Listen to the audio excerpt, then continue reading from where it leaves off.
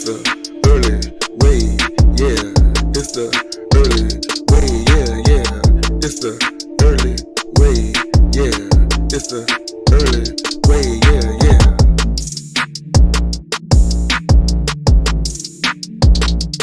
What's up? I'm Early Earl. I thank y'all for sliding down into these YouTube streets and coming on down here to the early way. We're back with another rewind review where I pull up in these YouTube streets with a review over an episode or episodes of some of my favorite reality or scripted shows from back in the day. Right now we are going to rewind it back to 2009 and review College Hill, South Beach, episode 11, Rib Gate Part 2. We start off where we left off last episode with Paul running his ass downstairs to tell Cal that Catherine was the one who ate his ribs. Cal tells both Paul and Chris that Catherine eating his ribs is stealing. She was stealing. She stole from me because she ate my ribs.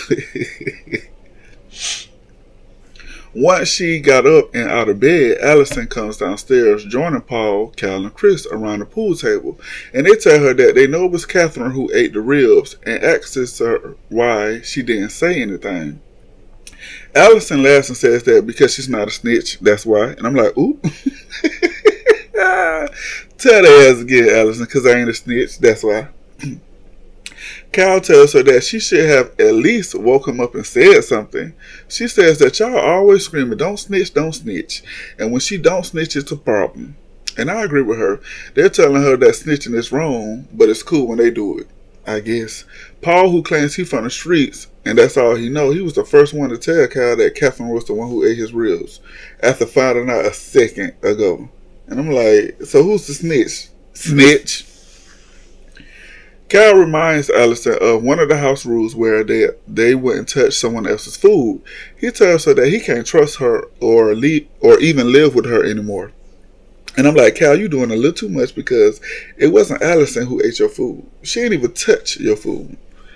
He tells her that if this was to happen to him last week, that he would have treated both her and Catherine like a nasty NIGGA. But since he's trying to change right now, he decides to end the conversation. And I'm like, no, you just know not to try Allison, because Allison is the one for you.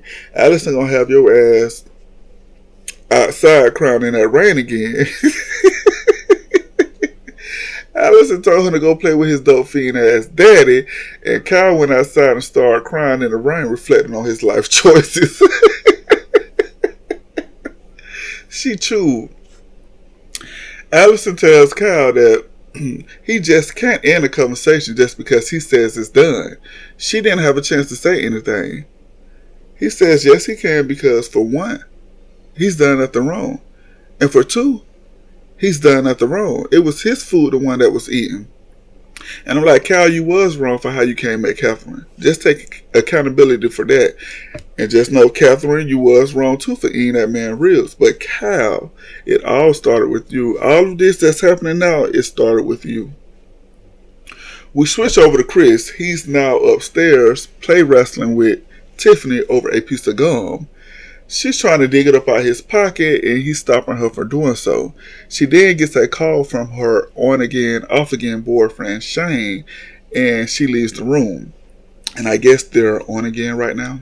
In her confessional, she says that she loves Shane, but she's down in South Beach having fun with Chris. Once she's out the room, Paul tells Chris not to catch feelings for Tiffany because he see that she really is all about her boyfriend. And Chris was like, he just playing his part and he really don't care that she got a boyfriend. And I'm like, Tiffany, you was all about Brandon at first, the first couple of episodes, and now you all about Chris. You should have just brung your ass down to South Beach single. Off again with Shane. Off again with Shane. We switch back over to Cal, who's in the kitchen. He tells us that Catherine can't stop his flow. He decided not to make a big deal out of the ribs and just cook more. He figured he done it once so he could do it again. He says that he's trying to change and thought Catherine eating his ribs was a test from God to see if he'll revert back to his old ways. And I'm like, Cal, your old ways isn't too far away. is really an arm reach. You really can reach out and grab your old way, your old self, and pull your old self back to you. I'm telling you, it's just a foot ahead of you. Back upstairs, Tiffany, for some reason, she's in Allison and Catherine's room, and they're at school right now.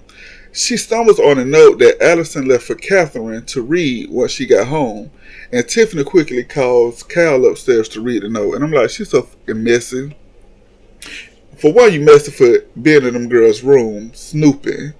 For two, you messy for seeing a note that's addressed to Catherine and you reading it, and your name is Tiffany. And three, you mess because you calling Cal, who's messier than you, to read the note, even though they having beef right now. They're just adding more fuel to the fire. Tiffany. Cal, brings his ass upstairs and he reads the note. Dear wifey, because I won't be home to defend myself, I'm going to let you know that I absolutely did not snitch on you. Paul told Cal you ate his food. I'm letting you know you will be ambushed. Paul. Cal paused. He was appalled. By this time, you could see the smoke coming out his ears. He was steaming. He said, it ain't gonna be no ambush. No. You know what happened to my shit. You know you ate my shit, so be prepared for this ass whooping. He continued on reading the note. I'm sorry you're going to have to fight with Cal alone. I will be at my band concert until God knows when. Only to reveal what needs to be revealed. After reading the note, Cal says that he's back. The old him is back for one night only, and they ain't never see him show out like he's about to show out tonight. He says that he's about to go pack his shit up right now and go wait by the window for Catherine to get home. Not wait by the window like one of them kids waiting for one of their parents to come pick them up and they never showed. That's what Cal finna go do, wait by the window. Tiffany jumps in her confessional and says that Cal's alter ego, Keisha, is back. And she hopes that Catherine is ready for war when she gets home. She then heads out for cheerleading practice. Paul in his confessional says that he shouldn't have said anything to Cal because Cal's acting like a child right now and that it's only food and he need to let it go. And I'm like, no, if it's mine, I'm not letting it go no matter how small it is. I'm just that petty. I'm not letting it go. And especially just because you want me to let it go, I'm not going to let it go until I feel like it need to be let go. And Paul, you're supposed to have this street mentality where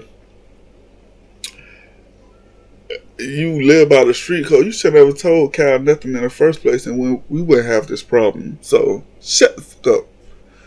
Cal then goes and set up a used picnic display at the front door for Catherine.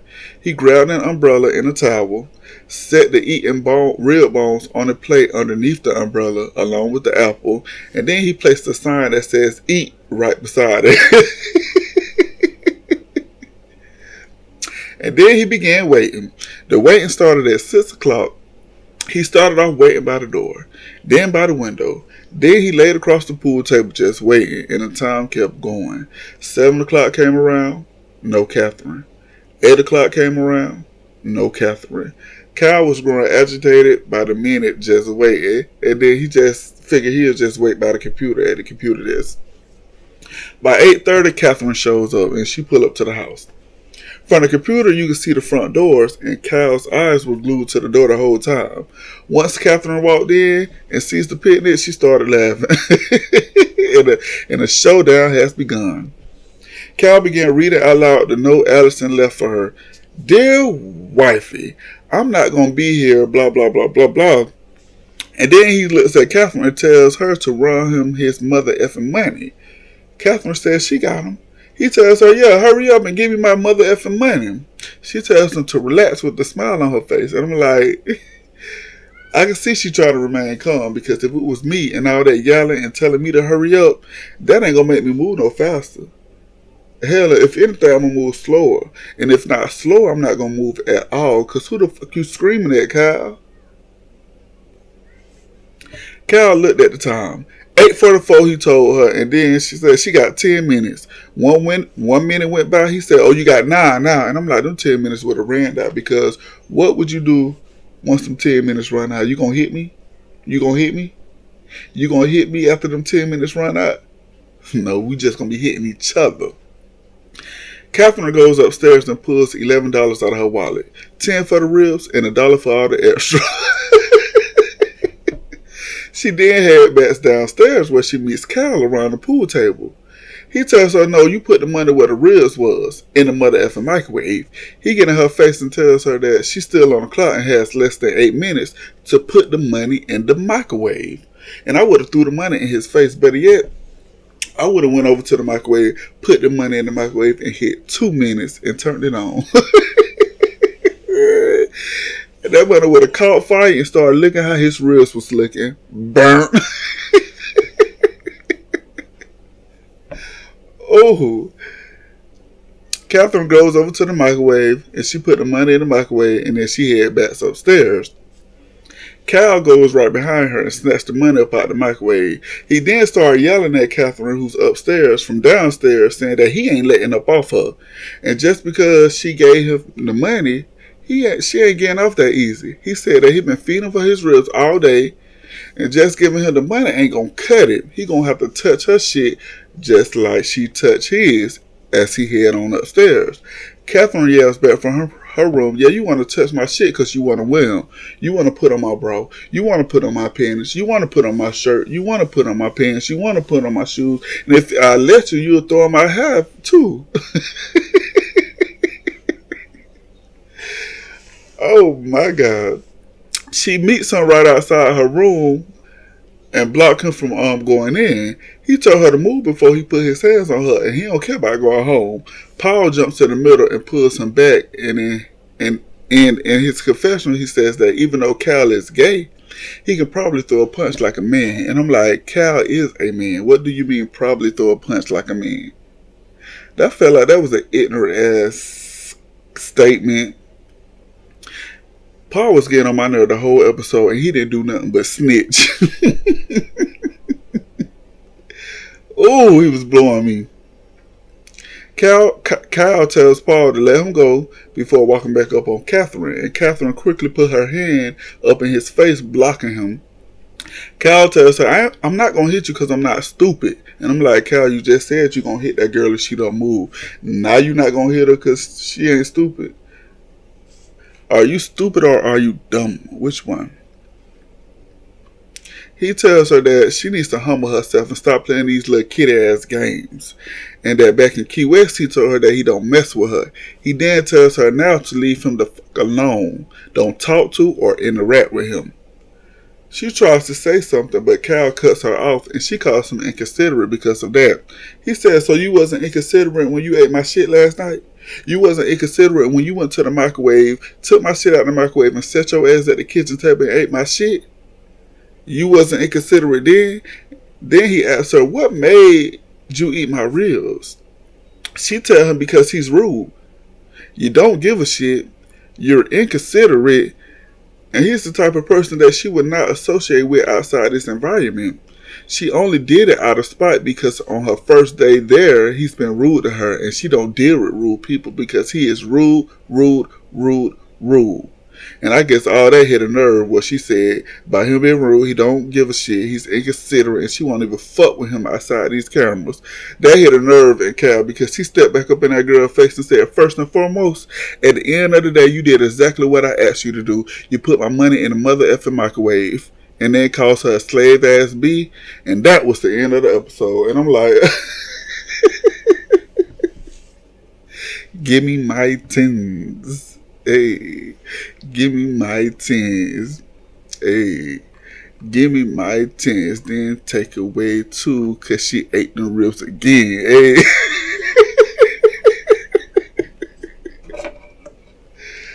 Oh.